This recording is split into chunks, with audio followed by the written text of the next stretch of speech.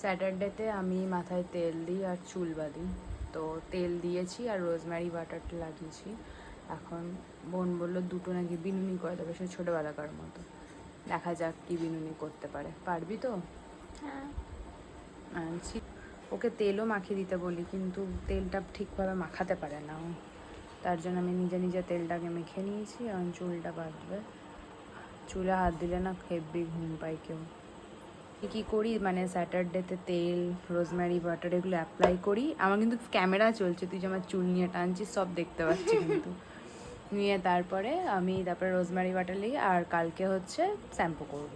তো শ্যাম্পু করার আগের দিন কেকে তেল মেখে আমার মতো রাখো, সেটা বলবে।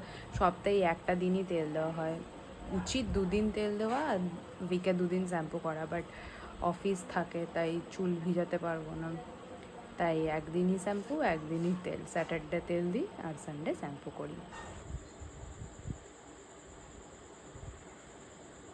হবে তো? এবার টাইট কর। হ্যাঁ, মাথার চুল নাড়িয়ে দিচ্ছি।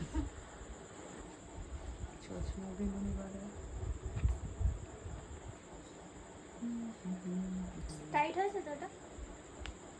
হয়েছে। এই দিকেরটা ডেন রীতিমতো বাঁধতে পারেনি নিচটা, এই যে আমি গুটিয়ে দিলাম। এবার এই দিকেরটা ভালো লাগে না, ও হচ্ছে ছোটো, ও কী করে পারবে, বাট আমি গুটিয়ে নিলাম, নাহলে চুলটা ফেটে যায় শুনেছি। আর এই দিকেরটা চলছে প্রসেসিং। সো এখন হচ্ছে এতক্ষণ আমার দিদির প্রসেসিং চলছিল, এখন হচ্ছে আমার প্রসেসিং চলছে। আমার ডুপ্লিকেট করছে ফোনটা। তো এটাও বাধা হয়ে গেছে, আই থিঙ্ক সো। ফোনটা পড়লে চড় খাবি। দে। তো ফাইনালি আমাদের দুজনের চুল বাঁধা ডান। এই যে, আর এই যে